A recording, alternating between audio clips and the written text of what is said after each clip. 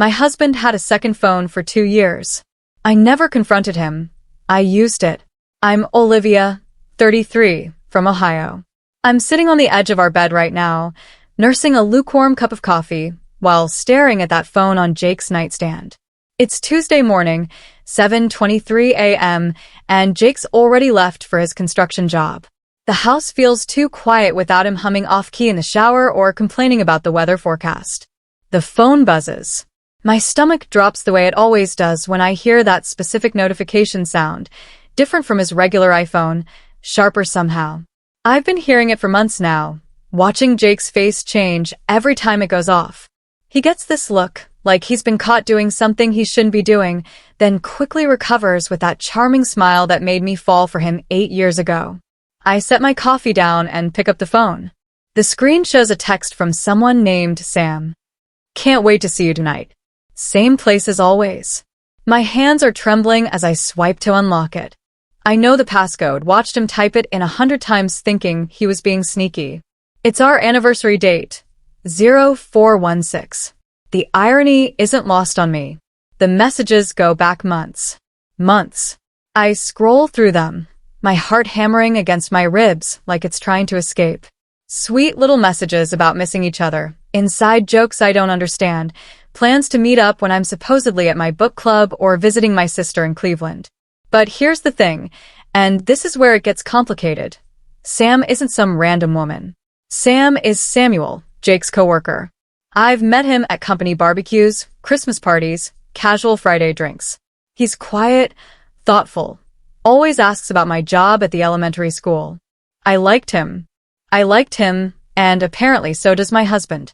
The front door slams, making me jump so hard I nearly dropped the phone. Jake's voice calls out, "Liv, you still home?" I forgot my safety vest. I shove the phone back where I found it and grab my coffee, trying to look casual when Jake walks into the kitchen. He's wearing his work jeans and that faded blue t-shirt that hugs his shoulders just right. Even now, even with everything I know, my heart does this stupid little flutter. "Morning beautiful," he says, kissing my cheek. His lips are warm and familiar, and I hate that I still melt into him automatically. "Thought you left already." I manage, proud of how normal my voice sounds. "Yeah, well, OSHA doesn't care if I'm running late." He grabs the bright yellow vest from the hook by the door, then pauses. "You okay? You look a little pale." I'm definitely not okay. I'm standing in our kitchen, the kitchen where we've shared thousands of morning coffees, where he proposed to me 3 years ago with a ring hidden in my favorite mug, and I'm looking at a man I'm not sure I know anymore. Just tired. I lie. Didn't sleep well. He frowns, genuine concern in his brown eyes. "You've been saying that a lot lately. Maybe you should see Dr. Peterson? Could be stress from work." Work. Right. Like my biggest stress is handling 25 third graders instead of the fact that my husband is apparently having an affair with his male coworker. "Maybe," I say. Then before I can stop myself, "Will you be home for dinner tonight?" The question hangs in the air between us. Jake's face does that thing again, the guilty micro-expression that's gone before most people would notice it. Should be. Why? Just wondering. I might make that pasta you like. He grins, and for a second, he's just Jake again. My Jake. The one with the mushrooms? "You're the best, Liv."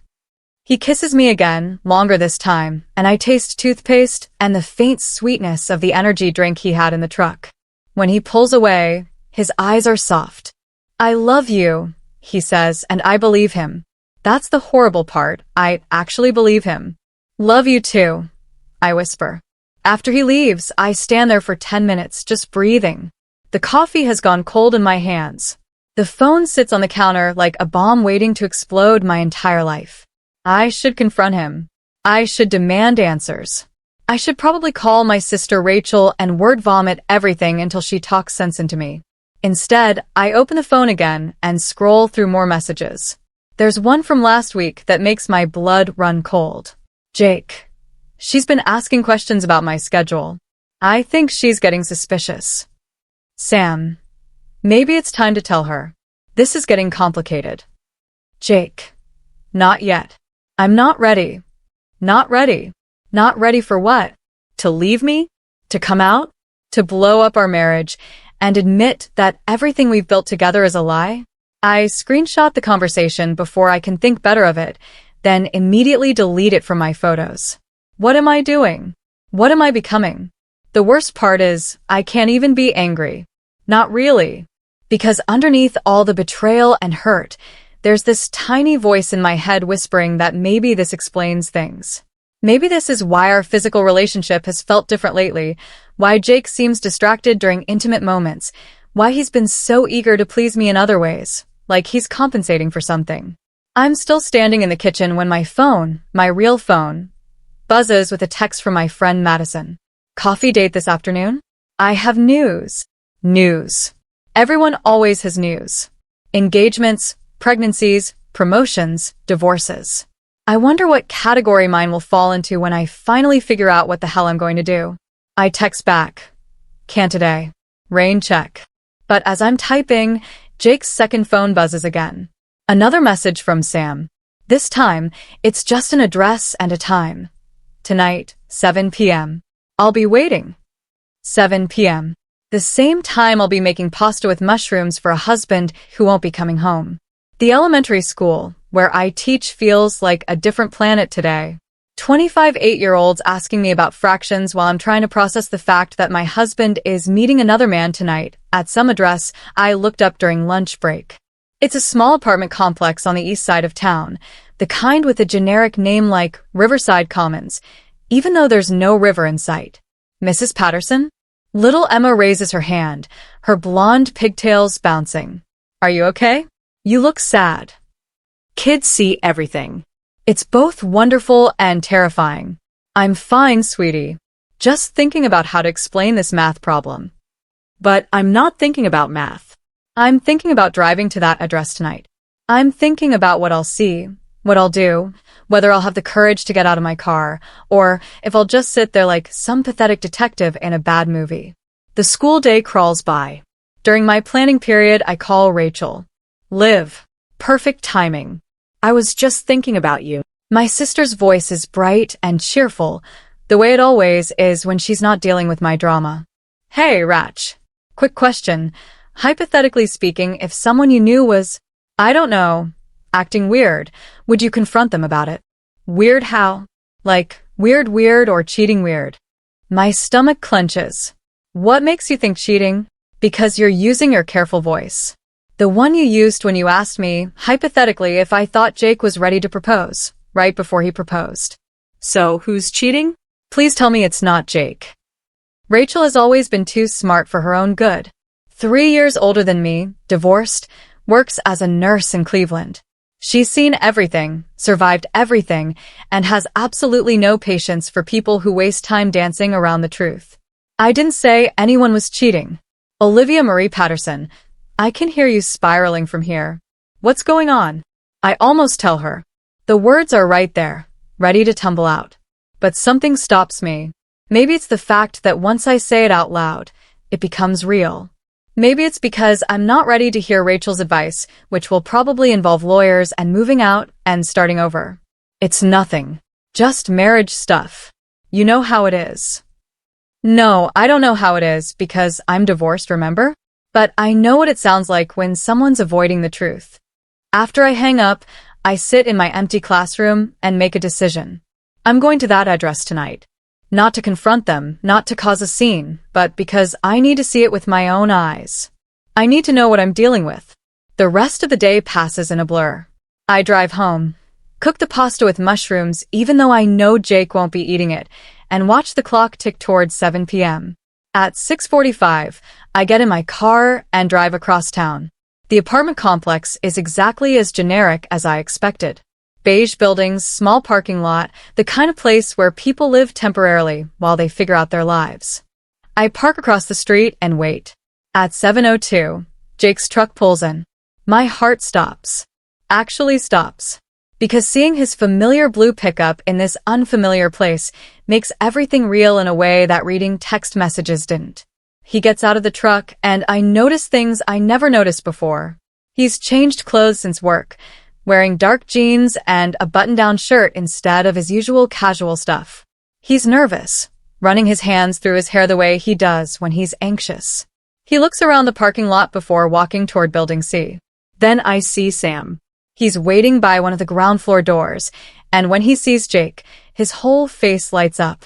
It's the kind of smile you can't fake, the kind that comes from somewhere deep and genuine.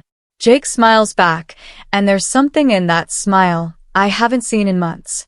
They don't touch, but there's an energy between them, a gravitational pull that I can feel even from across the street. Sam opens the door, and they both disappear inside. I sit in my car for 2 hours. 2 hours of wondering what they're talking about, what they're doing, whether they're planning to leave their old lives behind. 2 hours of questioning everything I thought I knew about my marriage, my husband, myself.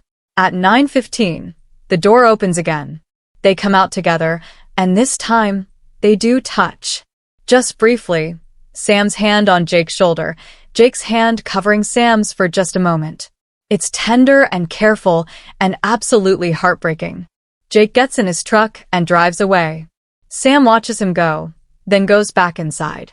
I drive home in a daze and find Jake already there, sitting at our kitchen table with a plate of the pasta I made him.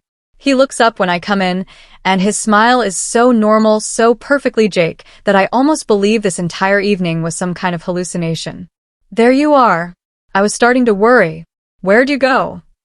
Just driving. Needed some air. Everything okay? He stands up and walks over to me, and I can smell his cologne, the same one he's worn for years, but tonight it seems different. Tonight it smells like secrets. Everything's fine. I let him hug me, let him kiss my forehead, let him be the concerned husband who worries when his wife goes for mysterious drives. The pasta's amazing, by the way. You're incredible. And that's when I lose it. Not dramatically, not with screaming or accusations. I just start crying, quiet tears that I can't explain without explaining everything.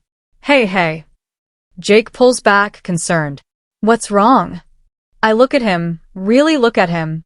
The man I married, the man I've shared a bed with for 3 years, the man I thought I'd grow old with. And I see a stranger. Someone carrying around a secret so big it's changing the shape of him.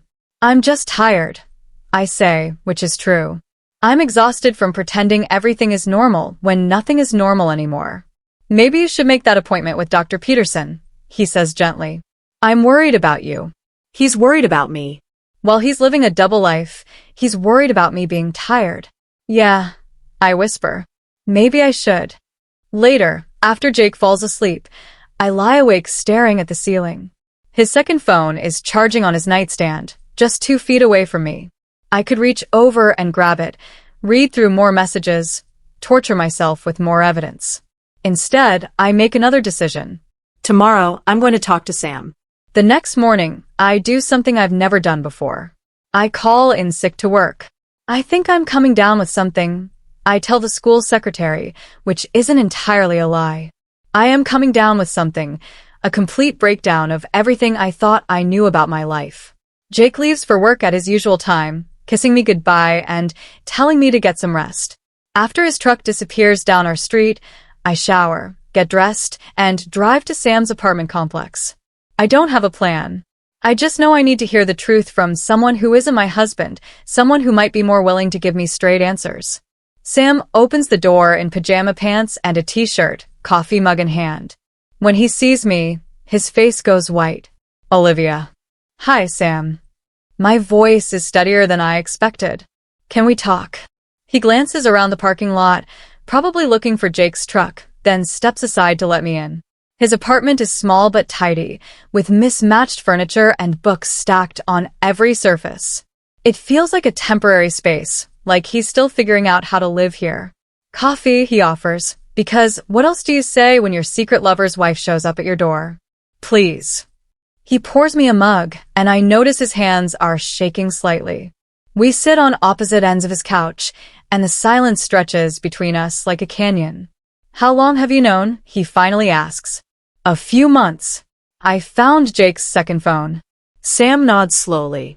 I told him he should be more careful with that thing. How long? I ask because I need to know. How long have you two been? Whatever this is? About 2 years. He stares into his coffee. Since right after I started working at the company. 2 years. 2 years of my marriage have been built on a lie. 2 years of anniversary dinners and vacation photos and discussions about buying a house and maybe having kids someday. 2 years of Jake coming home to me every night while wanting to be somewhere else. Are you in love with him? The question comes out before I can stop it. Sam looks up at me, and I see the answer in his eyes before he says it. Yes. Is he in love with you? I think so. But it's complicated for him. This is all new territory. New territory. Like I'm some old map that he's outgrown. Some familiar landscape that doesn't interest him anymore. I'm not angry, I say, and I'm surprised to realize it's true. I should be angry, right? I should be screaming at you, calling you names, threatening to ruin your life. Probably, Sam agrees quietly. But I'm not. I'm just tired and confused. And I keep thinking about last night, watching you two together, and the way Jake smiled at you. I haven't seen him smile like that in months. Sam sets down his coffee mug. Olivia, I need you to know that we never meant for this to happen. Neither of us wanted to hurt you. But you did hurt me. You are hurting me. I know. And I'm sorry. I'm so sorry. We sit in silence for a while. Outside, I can hear traffic, neighbors talking, the normal sounds of people living their normal lives. Inside, I'm trying to figure out how to put the pieces of my life back together when half of them don't fit anymore. What happens now? I ask. I don't know. Jake keeps saying he needs more time to figure things out. But I can't keep doing this. The secret phone calls, the sneaking around, watching him go home to you every night while I wait for stolen moments. So, you're giving him an ultimatum? I'm giving myself one. I can't live like this anymore. It's not fair to any of us. And that's when I realize something that changes everything. Sam isn't the villain in this story. He's just another person caught up in Jake's inability to be honest about who he is. He's been living in the shadows, taking whatever scraps of affection Jake can give him, probably feeling just as confused and hurt as I am. I have a question, I say. And I need you to be completely honest with me. Sam nods. Do you think he'll ever choose? Really choose? Or is he going to keep stringing both of us along forever? Sam is quiet for a long time. When he finally speaks, his voice is barely above a whisper. I think Jake is terrified. Of losing you, of losing his old life, of admitting that he's not who he thought he was. But mostly, I think he's terrified of choosing. Because choosing means someone gets hurt. Because choosing means accepting that he's been living a lie. And that's a hard thing to face. I finish my coffee and stand up. Thank you for being honest with me. Olivia, wait. Sam stands too. What are you going to do? I don't know yet. But I do know that I can't keep pretending everything is normal when it's not. And I can't keep waiting for Jake to figure out his life while mine falls apart. I drive home slowly, taking the long way through downtown. I pass the coffee shop where Jake and I had our first date, the park where we got engaged, the little house we've been renting while we save up for something bigger. All these landmarks of our life together, and I'm not sure any of them mean what I thought they meant. When I get home, Jake's second phone is sitting on the counter.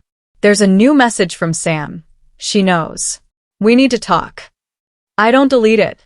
Instead, I leave it exactly where it is and go upstairs to our bedroom. I sit on the edge of the bed and look around at our shared space, his dirty clothes in the hamper, my jewelry box on the dresser, the photo of us from our wedding day on the nightstand. In the photo, we're both laughing at something someone said during the reception. Jake's arm is around my waist, and I'm leaning into him like he's the only solid thing in my world. We look happy. We look like people who believe in forever. But forever is a long time, and people change. Sometimes they change in ways that mean growing apart instead of growing together. Sometimes they discover things about themselves that reshape everything they thought they knew. I hear Jake's truck in the driveway, and I know that when he comes upstairs, he'll see that message from Sam. He'll know that I know. And then we'll have the conversation we've been avoiding for months. Part of me wants to run. to pack a bag and go to Rachel's house and let Jake figure out his life without me.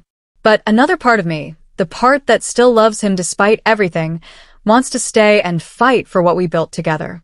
The front door opens and Jake calls my name. His voice sounds different. Nervous. Scared. I'm upstairs, I call back. I hear his footsteps on the stairs, slow and heavy. When he appears in the doorway, I can see in his face that he's seen the message. Live, he says, and there's so much pain in that one word that my heart breaks all over again. I know, I say simply. He sits down next to me on the bed, and we both stare at that wedding photo for a long time. I don't know how to do this, he whispers. Neither do I. I never wanted to hurt you, but you did. I know. And I'm sorry. I'm so sorry. We sit in silence, two people who promise to love each other forever, trying to figure out what forever means when everything has changed. What happens now? I ask, echoing the same question I asked Sam this morning. I don't know, Jake says. I honestly don't know. And that's where we are, suspended in this moment of truth, with no clear path forward and no way back to who we used to be. Tomorrow, we'll have to start making decisions about lawyers and apartments and how to divide up 8 years of shared life. But tonight, we're just two people sitting on a bed, holding hands in the wreckage of our marriage, trying to figure out how to let go of the life we planned without destroying each other in the process.